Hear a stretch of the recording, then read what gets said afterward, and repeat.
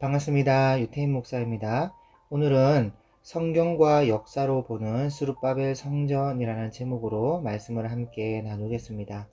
오늘은 바벨론에서 귀환한 스룹바벨과 유대 사람들이 무너져버린 성전을 다시 건축하는데 순탄하게 성전을 건축하지 못했어요. 왜냐하면 여러 방에 공작이 있었고 그 방해로 인해 결국 15년이나 건축이 중단되었습니다. 그래서 각자 먹고 살기에 급급했었는데 어떻게 된 것인지 분명 어떤 계기가 있었겠죠. 다시 재건축을 시작하게 되고 빠르게 성전을 완공하게 됩니다. 이런 역사를 오늘 성경과 또 세계사와 함께 살펴보려고 하는데요. 성경만으로도 성전 완공에 대한 역사적 배경이 충분히 설명이 가능하나 성경에 다 기록되지 않은 비하인드 스토리가 세계사 안에 있습니다. 그리고 에스라서 4장에 보면 고레스는 성전을 건축하라 했는데 어떤 왕이 중단시키거든요. 그리고 또 다른 왕이 성전을 건축하라고 허락합니다. 그래서 이런 페르시아 왕에 대한 세계사 이야기를 우리가 알아두는 것도 성경을 이해하는 데 도움이 될 것이고, 무엇보다 진리의 기준이 되는 성경이 얼마나 정확하고 하나님이 하신 말씀이 얼마나 신실하게 성취되었는지를 역사와 함께 증명이 가능하다는 것입니다.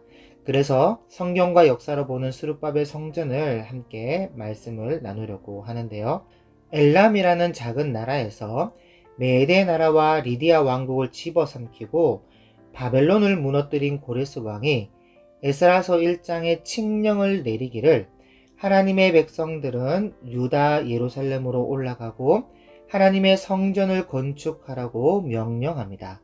이때가 BC 538년인데 스룹바벨과 대제사장 예수아를 필두로 대제사장 요수아라고도 하고 예수아라고도 하는데, 이 예수아를 필두로 42,360명과 노예 7,337명을 데리고 예루살렘으로 돌아옵니다. 그리고 에스라 3장 8절에 보면 2년 2개월 후에 드디어 성전 공사를 시작했다고 기록되어 있어요. 그러니까 BC 538년에 칙령이 내려졌고 돌아갈 사람들을 모으고 돌아갈 준비를 마치는데 시간이 좀 필요하겠죠. 그래서 돌아와 보니까 BC 537년에 도착을 했고, 도착한 뒤에 자기네들 집과 농사 지을 땅을 개척하고 나니까 2년의 시간이 지났습니다. 그런 다음 이제 성전 건축을 BC 535년에 시작을 했어요.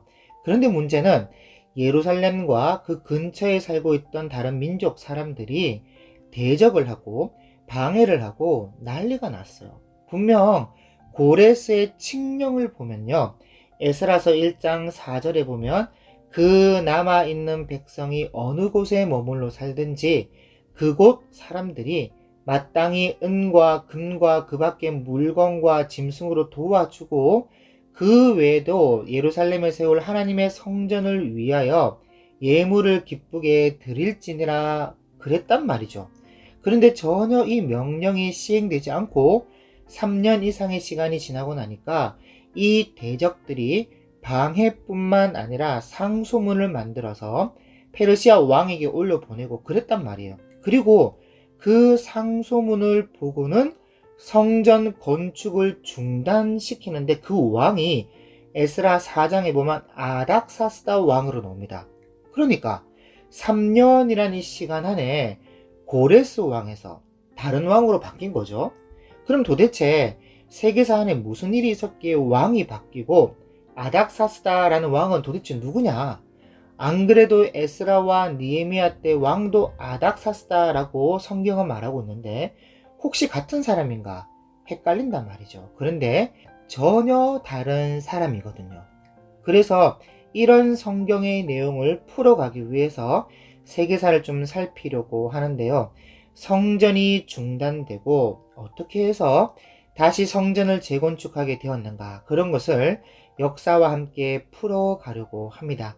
여러분, 고레스가 바벨로니아를 점령했을 때가 BC 539년인데 1년 뒤에 페르시아 대제국의 초대 왕으로 고레스가 등극하게 됩니다. 그때 대제국의 왕이 되고 나니까 주변의 군소 국가들이 전부 고레스 왕 앞에 충성을 맹세하고 조공을 드리고 속국의 예를 다하겠다고 찾아오는데, 문제는 여러분 지도를 보시면 지도 북쪽에 마세게데라는 지역에 마사게타이 족속이라는 야만족이 인사를 안 왔던 겁니다. 우리는 고레스 그런 거 모른다 그러면서. 그러니까 고레스가 아니 마사게타이 야만족 주제에 감히 나를 모른다고 해? 하면서 마사게타이를 징벌 또 정벌하겠다고 가는데요. 그 가는 길에 보면 강이 나와요. 지도에도 좀 나와 있죠. 그래서 그 강을 건너야 되는데 예나 지금이나 도강을 한다는 것은 힘든 일이죠. 왜냐하면 급습을 당할 수가 있으니까. 그래서 강을 못 건너고 고민하고 있으니까 그때 마사게타이 족속의 왕이 누구냐면 토미리스라는 이 여왕이었는데, 이 여왕이 고레스에게 편지를 보내기를 고레스가 누군데 남의 집에 와서 좀 소란을 피우냐, 그리고 그 강 하나를 못 건너서 좀 쩔쩔매고 있냐면서, 우리가 치사하게 강 건널 때 급습 그런 거 안 할 테니까 천천히 건너오라고, 아니면 너희가 군사를 뒤로 빼 우리가 건너갈 테니 하면서 편지가 온 겁니다. 그러니까 고레스가 야 이건 무슨 이런 여자가 다 있나 하면서 참모회의를 여는데, 다들 하는 말이 뭐하러 우리가 건너갑니까? 건너오라 하지요 하는데요. 그때 리디아의 왕이었던 크로이소스라는 이 사람이 군사처럼 있었는데, 참모처럼 있었는데, 이분이 하는 말이 뭐냐, 전쟁이라는 것은 기세다, 물러나는 것은 있을 수 없다, 그리고 우리가 져도 건너가서 져야지, 저들이 건너와서 우리가 지면 우리 처자식까지도 위험해 줄 수 있다, 그래서 우리가 건너가야 된다, 그렇게 크로이소스가 말하는데요. 고레스가요 다른 모든 사람들의 말은 듣지 않고 이 한 사람의 말을 들어줘요. 그래서 배다리를 만들어서 건너가는데요, 진짜로 이들이 군사를 뒤로 싹 빼서는 다 건너올 때까지 기다려주는 겁니다. 그리고 알아보니까 이 마사게타이 족속은 그때까지 불을 가지고 요리하는 걸 몰랐대요. 그냥 고기를 먹어도 생고기를 먹고 말을 타도 안장도 없이 타고, 그런데 날렵함과 힘이 얼마나 센지 이 감당이 안 된다는 겁니다. 그래서 고레스가 작전을 짜기를, 자, 이 불을 가지고 요리를 해 먹어 본 적이 없으니까 분명 맛있는 음식 냄새에 민감할 것이다 해서는 빵 굽는 냄새와 고기 굽는 냄새를 풍기고 옆에 독주를 준비해 놓고 우리가 거짓으로 패한 척하고 도망가자 하면서 작전을 짰어요. 그래서 그 작전대로 패한 척하고 물러가니까 이 야만족 사람들이 이겼다고 승리의 함성을 지르면서 약탈하고 뭐 빼앗기 위해서 적지로 와보니까 이 무슨 좋은 냄새가 나거든요. 그래서 전부 다 코가 벌렁벌렁해서는 빵과 고기와 술을 먹으면서 그 자리에서 그냥 한풀이를 다 해버린 겁니다. 그래서 전부 다 취해가지고는 잠들어 버렸는데, 그때 이 고레스가 급습해서 싹 다 잡았어요. 문제는 그냥 깨끗이 다 죽였으면 됐을 것을 포로로 잡아놨더니 이 토미리스 여왕이 또 편지를 보내서 하는 말이, 나는 또 뭐 고레스가 강을 건너오길래 괜찮은 남자인 줄 알았더니 그렇게 힘이 없어서 독주를 서서 괴계로 아이들을 잡았냐고, 지금이라도 당장 놔주고 돌아가든지 아니면 내일 제대로 힘과 힘을 한번 붙어보자 하면서 그래도 편지가 온 거예요. 그러니까 여러분 남자의 이 자존심을 건드린 거죠, 이 여자가. 그랬더니 고레스가요 보자 하니까 야 당장 다 풀어줘 하면서 이 잡아놓은 걸 다 풀어줘 버렸어요. 그리고 그때 이 포로 중에 이 야만족의 왕자가 있었는데, 얘가 내가 이런 신세로 어머니 얼굴을 어떻게 보리오 하면서 그 자리에서 또 활복해버리네요. 그러니까 이 병사들이요 왕자님이 자살하셨다 하면서 얼마나 격하게 싸우는지 그날 그만 고레스가 전사를 해버렸습니다. 그 괜히 풀어줘가지고. 그리고 처음부터 인사 안 올 수도 있죠. 여러분 뭐하러 그 인사 받겠다고 가서 그거 죽고 돌아오냐고요. 그래서 고레스가 죽고 그의 아들인 캄비세스 2세가 왕이 되었는데, 이 사람이 바로 성전 건축을 중단시킨 에스라서 4장의 아닥사스다 왕입니다. 세계사에선 캄비세스 2세예요.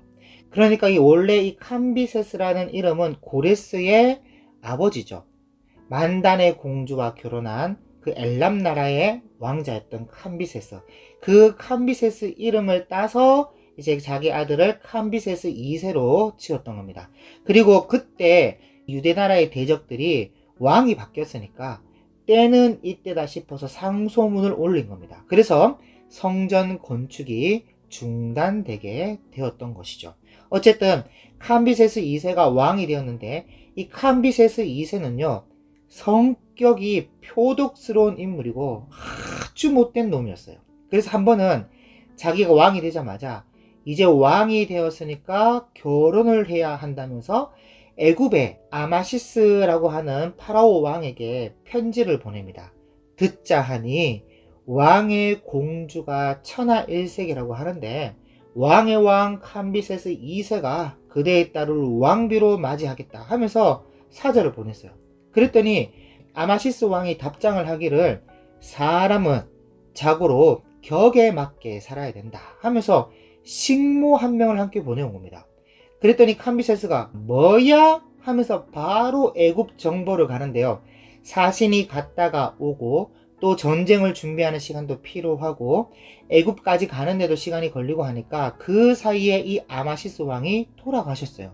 그리고 그 아들 사메티코스라는 사람이 이 파라오 왕이 되었는데 아니 그 대제국 페르시아라는 군대가 이집트로 온다고 하니까 여러분 얼마나 그 겁이 나겠습니까? 그래서 왕이 멤피스까지 도망을 가서 거기서 대항을 하는데 일주일 만에 멤피스가 함락됩니다. 그러니까 이제는 페르시아가 애굽까지 집어삼켰어요. 그리고 이 캄비세스가 우리 장인 될 사람의 무덤에 내가 참배해야 되지 않겠냐 하면서 안내하라 해서 갔더니 뭐 참배는 무슨 참배입니까? 그게 아니고 아마시스 미라를 쪼개고 관을 끌고 다니다가 불살라버리는 그런 만행을 저질렀어요. 자기에게 악한 말을 한 거기에 대한 보복을 이런 식으로 하는 거죠. 어쨌든 애굽이 이제 점령당하니까 그 애굽 주변에 또 작은 나라들이 전부 또 조공을 바치고 충성을 맹세한다고 또 찾아오고 그렇게 하는 겁니다. 그런데 문제는 또 이 구스라는 이 이디오피아 사람들이 인사도 안 하고 또 가만히 있는 겁니다. 그러니까 이 캄비세스가 사람을 또 보냈어요. 구스가 어찌하여 왕의 왕 캄비세스 대왕에게 예를 갖추지 않는가 하면서 또 사람을 보냈더니 이 이디오피아 왕이 활을 하나 탁 주면서 캄비세스가 몇 살인지는 모르겠지만 그 힘 좀 길러가지고 자 이 활 시위가 다 당겨지거든. 그때 다시 오라고 해라 하면서 보내온 겁니다. 그래서 그 이야기를 하니까 뭐야? 당장 그 활 가져와봐 해서는 그 활을 캄비세스가 당겨보는데 여러분 이게요 얼마나 팽팽한지 반밖에 못 당겼어요. 그러니까 왕으로서 신하들 앞에서 창피를 당했잖아요. 그런데 거기다가 함께 있었던 이 캄비세스의 친동생입니다. 스메리디스라는 사람이 그 자리에 함께 있었는데 이 사람이 아 형님 무슨 그런 못된 활이 있습니까? 저한테 한번 줘보십시오 하면서 동생이 받아가지고는 그 활을 당겨보는데 이 또 동생은요 이걸 끝까지 당겨버렸네요. 그것을. 그러니까 이 동생하고 형하고 또 비교당했잖아요 이게. 그러니 이 캄비세스가 화가 머리 끝까지 나가지고 당장 내일 구스로 진격한다면서. 그러니 이 스메리디스가 아 형님 폐하 전쟁을 하려면 적의 병력과 그 수를 파악도 하고 또 가는 길에 물이 있는지도 확인하고 준비하는 과정이 필요한데 어떻게 내일 당장 떠납니까? 하니까 시끄러! 간다면 가는 거야. 그리고 동생은 이 길로 본국으로 좀 돌아가라. 전쟁을 하면 아마 이 시간이 지체될 테니까 본국을 오래 비워둘 수가 없다. 그러니 동생은 본국으로 돌아가라. 그렇게 말을 하는데 이 캄비세스가 아 형님 제가 어떻게 그럴 수 있습니까? 제가 형님 보좌를 해야 되지 않겠습니까? 하는데 명령이야. 어명이야. 돌아가. 뭐 어명이라고 하는데 이 스메리디스가 어떻게 하겠습니까? 뭐 돌아가야죠. 그래서 이 돌아가는데 이 캄비세스가요 그 뒤에 킬러를 딱 보내는 거예요. 킬러를 딱 보내서 동생을 죽입니다. 비교당했다고. 이 정치적 입지 때문에 이 자기 친동생을 때려 죽여버리는 사람이 이 캄비세스였어요. 그리고 이제 구스로 가는데 높이라는 곳에서 출발해서 테베까지, 이 더베, 성경인 더베라고 나는데 이 테베까지 가는데 그 가는 길이 다 사막길이거든요. 그런데 지도가 없으니까 물은 떨어지고 얼마큼 더 가야 구스가 나오는지도 몰라요. 그래서 수많은 사람들이 사막에서 줄줄이 쓰러지고 죽어나가는데 그렇다고 다시 돌아갈 수도 없어요. 왜냐하면 이 돌아가자니 오면서 이만큼 죽었는데 또 얼마나 죽어나가겠습니까? 그래서 어쩔 수 없이 앞으로 계속 가는데 얼마 안 가서 이 태배, 이 더배가 나오는 겁니다. 그래서 거기서 약탈하고 강탈하고 수탈하고 온갖 만행을 저지르고 있는데 갑자기 뒤에서요 파발마가 막 달려오는 거예요. 그리고 그들이 도착하자마자 두루마리를 촥 펼치더니 지금부터 페르시아의 황제는 스메리디스다. 모든 군사는 스메리디스의 명을 따를지어다. 이렇게 선포를 해버리는 겁니다. 그래 이것도 뭐야? 하면서 캄비세스가 어이가 없어서 그 스메리디스를 죽이기 위해서 보낸 킬러를 다시 불러요. 야, 너 어떻게 됐어? 이게 도대체 무슨 상황이야? 너 분명히 죽였다고 했지? 예, 저 확실히 처리했고 시체도 돌아가는 길에 확인시켜 드릴 수 있습니다. 그래? 그럼 아무래도 본국에서 반역이 일어난 것 같다 하면서요 지금 이 테베까지 왔는데 이 테베에서 구스까지 가지도 못하고요 여기서 말을 돌려버립니다. 그리고는 급하게 다시 돌아가는데 다메섹까지 와서 여기서 이제 캄비세스가 아침에 일찍 일어나서 새벽부터 병사를 깨워요. 마음이 급해서 그런지 먼저 말을 타고는요 칼을 빼들고 병사들이여 일어나라 이제 출발한다 하면서 자 출발하고 칼집에 딱 꽂는데 이 칼집에 꽂힌 게 아니고 자기 허벅지에도 꽂았어요. 마음이 급하니까. 그래서 이 캄비세스가요 거기서요 파상풍에 걸려 죽어버립니다. 참이 어리석은 지도자죠. 그래서 그때 왕의 참모들이 함께 그 자리에 있었는데 7명의 왕의 모사 7가문이라고 에스더서 1장 14절에 보면 나라 첫 자리에 앉은 자는 바사와 메대의 7지방관 누구누구다라는 말씀이 있습니다. 그래서 성경에서는 7지방관 또는 에스라서에 보면 에스라가 돌아올 때 왕과 7자문관의 허락을 받았다 이런 말이 있습니다. 그러니까 성경에서는 7지방관, 7자문관 역사에는 7참모 또는 왕의 모사, 7가문 이렇게 말을 하고 있습니다. 그러니까 이 7지방관이 페르시아 최고의 가문이었고 왕의 모사로서 왕의 침실에만 들어가지 못할 뿐이지 왕궁을 마음대로 다닐 수 있는 최고 귀족이었어요. 여러분 에스더서에 보면 왕이 부르지 않았는데 자기 마음대로 찾아왔다가는 왕비도 죽을 수 있는 법이 있다라고 알고 계시죠? 그런데 7가문들은 그 법에 적용이 되지 않았습니다. 그러니까 최고의 왕궁을 마음대로 다닐 수 있는 최고의 귀족이었어요. 그래서 7모사가 모여서 의논을 하는데 자 일단 페르시아 본국으로 돌아가서 그리고 어떻게 된 것인지 확인부터 하자 하고 페르시아 왕궁으로 와서 이제 그 왕궁에 들어가려고 하는데 왕궁을 지키는 문지기가 딱 막아서는 겁니다. 왕을 만날 수 없다는 것이에요. 아니 우리가 누군지 봐라. 우리는 7모사다. 우리는 왕의 침실 빼고는 다 들어가게 돼 있어. 비켜라 하는데 왕이 그 누구도 들이지 말라 했습니다 하면서 또 막아서는 겁니다. 그래서 이건 반역이 틀림없다 해서는 7모사 중에 나이가 제일 많은 오타네스라는 사람이 자기 딸을 불러요. 불러서는 자 네가 왕궁에 들어가서 왕의 얼굴을 보는데 혹시 그 왕의 이 귀가 양쪽 다 있는지 그 확인을 좀 하고 와라 하면서 들여보내요. 왜냐하면 그때 스메리디스의 친척인데요. 이름도 똑같고 얼굴도 똑같이 생긴 친척이 있었습니다. 그런데 다른 점은 귀가 한쪽이 없었어요. 그래서 귀가 양쪽 다 있는지 확인해 보라 했는데 보니까 귀가 한쪽이 없다는 겁니다. 그래서 7모사가 군사로 밀고 들어가서는 가짜 스메리디스를 죽여요. 그런 다음 이제 7모사가 앉아서는 이제 앞으로 이 나라를 어떻게 할 것인가 하고 의논을 하는데 한 사람이 제안하기를 자 내일 아침에 해 뜨기 전에 해 뜨는 방향으로 우리 7명이 자기 말을 타고 달리는데 그 중에 제일 먼저 울음소리를 내는 말이 있으면 그 말의 주인이 우리의 왕이 되는 것으로 하자 해서 어떻게 보면 신의 뜻으로 태양신의 뜻에 맡겨보자 하고 출발을 하는 겁니다. 그때 나이가 제일 많은 오타네스는 기권을 하고 6명에서 말을 타고 달리는데 그 중에 다리우스 히스타페스라는 사람이 탄 말이 갑자기 하늘을 보고 두 발로 서서 큰 소리로 우는데, 그때 하늘도요 내성병력 소리를 내면서 말 울음소리에 응답했다는 겁니다. 뭐 여러분 이건 믿거나 말거나.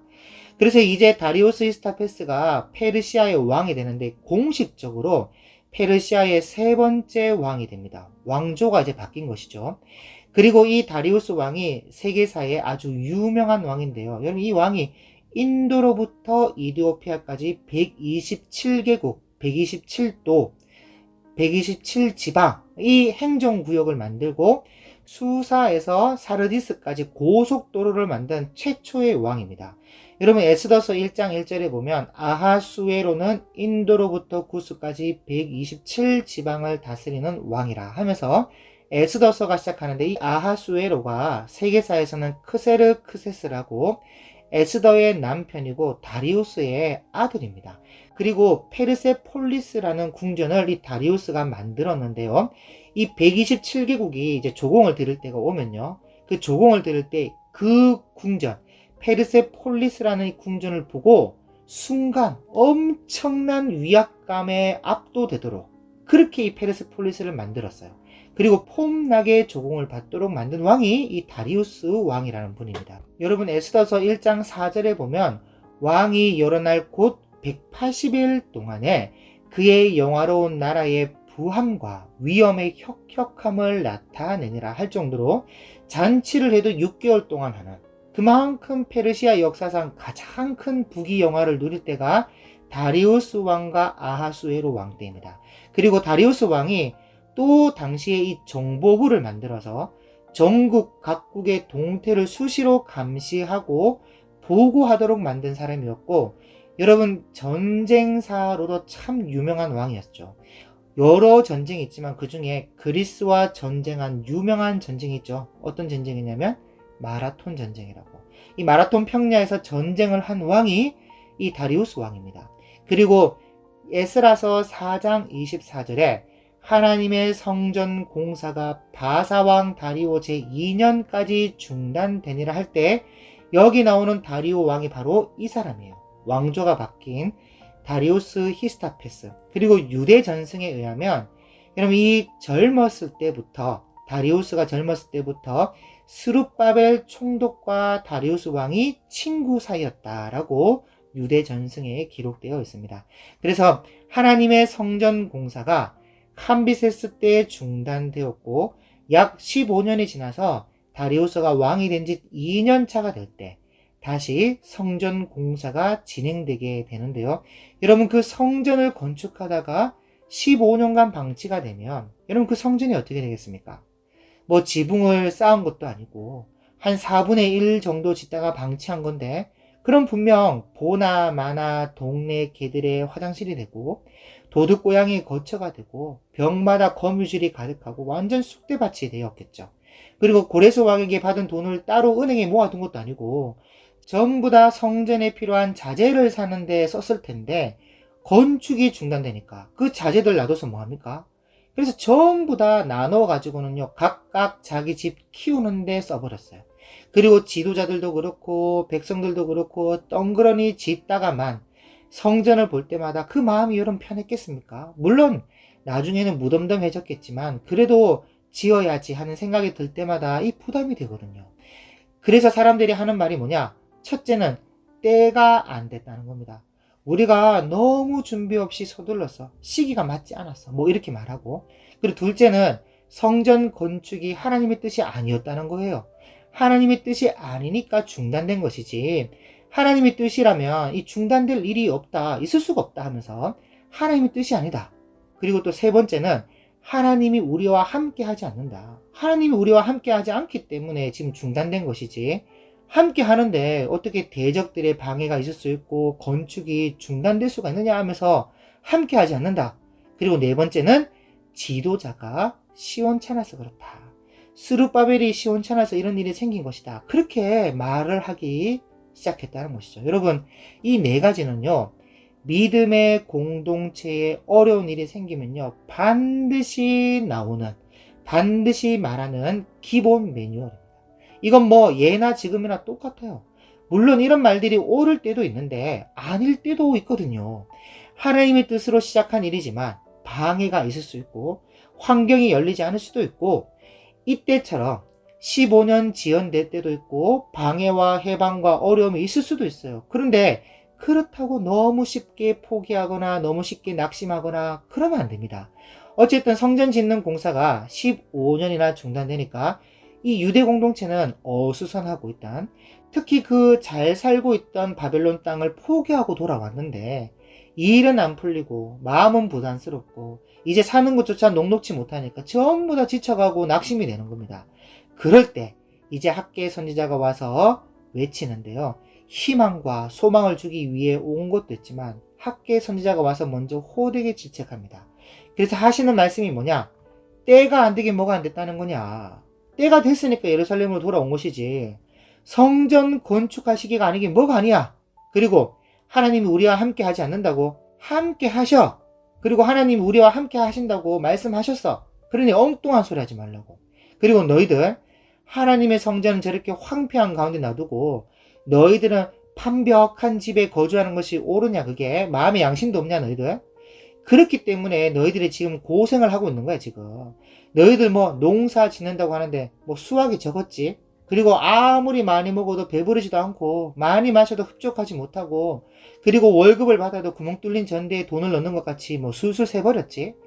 그러니까 왜 이런지 한번 생각해 봐라. 너희들의 행위를 한번 잘 살펴봐 하면서 질책을 하는데요. 그때서야 백성들이 정신이 번쩍 드는 겁니다. 그리고 뭐 지도자 스룹바벨이 시원찮다고? 뭐 그렇게 말을 하는데 동시대 선지자 스가랴가 와서 하는 말이 여호와께서 스룹바벨에게 하신 말씀이 이러하니라. 이는 힘으로 되지 아니하며 능력으로 되지 아니하고 오직 나의 영으로 되느니라.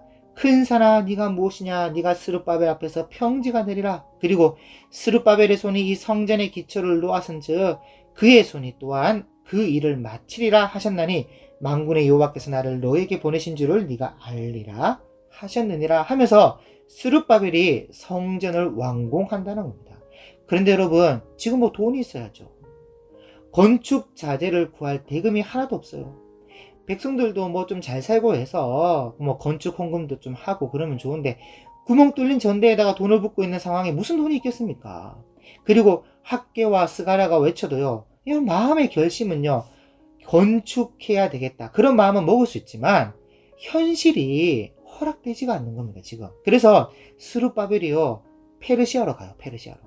그 옛날 오랜 친구였던 다리우스가 지금 페르시아의 왕이 되었다는 소식을 듣고는요. 무슨 어떤 수가 있지 않겠나 싶어서 페르시아로 가는데요. 이게 유대 역사책에 나오는 내용이거든요.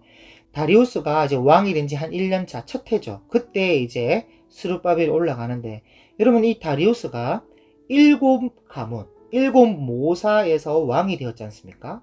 그래서 한 가문이 모자라단 말이죠. 비어있단 말이죠. 그러니까 7가문에 들어올 이제 귀족을 뽑는 심포지엄을 엽니다. 그때 스룹바벨이 여기에 참석하게 돼요. 그리고 유대 역사서에 보면 스룹바벨은 대단한 지식을 갖춘 학자였다고 말하고 있습니다. 그래서 다리우스가 스룹바벨을 보고는 얼마나 기뻐하는지 젊을 때부터 친구죠, 대학자죠, 믿을만하죠. 그래서 적재적소의 적임자가 나타났다면서요. 얼마나 기뻐하는지. 그래서 이 심포지엄 이른바 향년이라는 이 말잔치인데요. 주제를 일단 걸어놓고 누구도 좋으니까 그 주제에 맞는 답을 하고 누가 제일 지혜롭게 말했는가, 누가 제일 듣는 사람들로 하여금 탄성을 지어내게 말을 했는가, 이런 것을 보는 향연이 벌어졌는데 그때 스룹바벨이 여기에 참석을 합니다. 그래서 논제가 뭐냐? 세상에서 가장 강한 것이 무엇이냐? 이 주제를 가지고 발표를 하는데요. 어떤 사람은 술이 강하다, 또 어떤 사람은 여자가 강하다, 또 어떤 사람은 왕이 강하다. 이 별의별 소리를 다 하는데 맨 마지막으로 스룹바벨이 딱 나와서 하는 말이 뭐냐? 진리가 가장 강하다 하면서 그 이야기를 쭉 해나가는데요. 여러분 이 유대인들의 이 지혜라는 것은 일반 세상 사람들하고 비교가 안 되죠. 왜 진리가 항상 강하냐 하면서 강의를 했는데 거기에서 1등을 해버렸습니다. 그래서 다리우스 왕이 역시 스룹바벨이다 하면서 스룹바벨에게 물어요. 내가 너에게 무엇을 줄고 너는 구하라.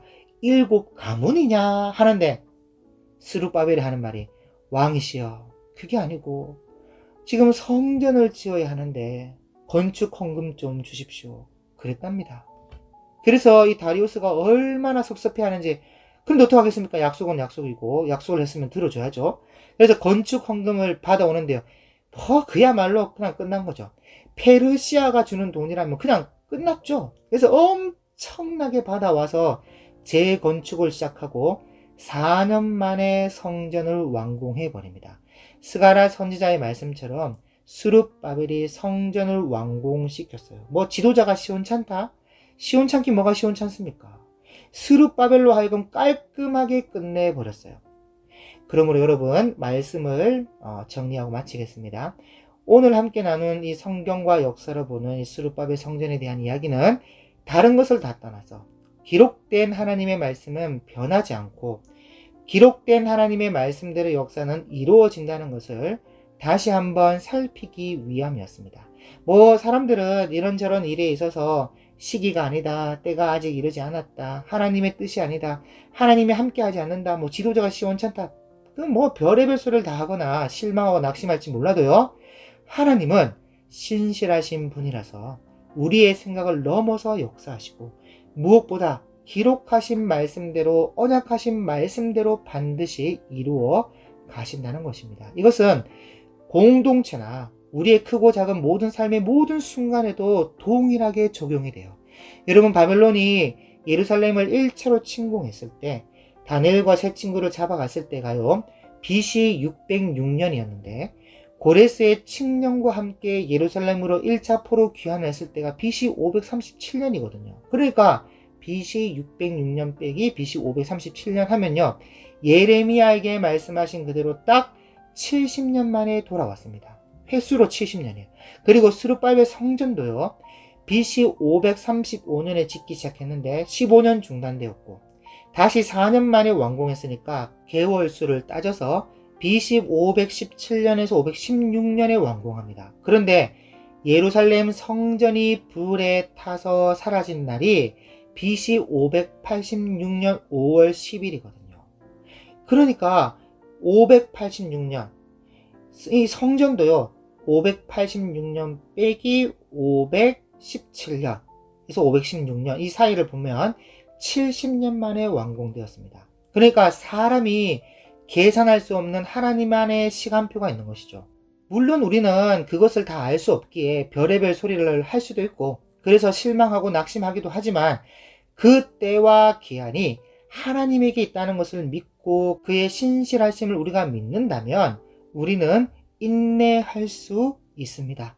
그리고 이 인내가 믿음의 증거가 되는 것이에요. 여러분 보세요. 때가 되니까 다리우스가 왕이 되고 스룹바벨이 다리우스를 통해서 건축 자금을 가져오게 되고 다리우스가 조서를 내려서 성전 건축을 하게끔 하는 것을 보십시오. 그리고 이 모든 것을 학개와 스가랴 선지자를 통해서 하나님께서 미리 예언하셨다는 것 아니겠습니까? 그래서 하나님이 하신 말씀대로 다 이루어졌다는 것이에요. 그렇기 때문에 우리는 기록된 성경을 늘 묵상하면서 성경을 사랑하고 기록된 성경 앞에 우리 자신을 비춰보며 하나님이 이루어 가실 역사를 인내함으로 경험할 수 있기를 바랍니다. 그리하여 기록된 말씀대로 하나님의 때에 하나님의 주시는 아름다운 복록을 누릴 수 있는 저와 여러분의 삶이 될 수 있기를 주님의 이름으로 축복합니다. 감사합니다.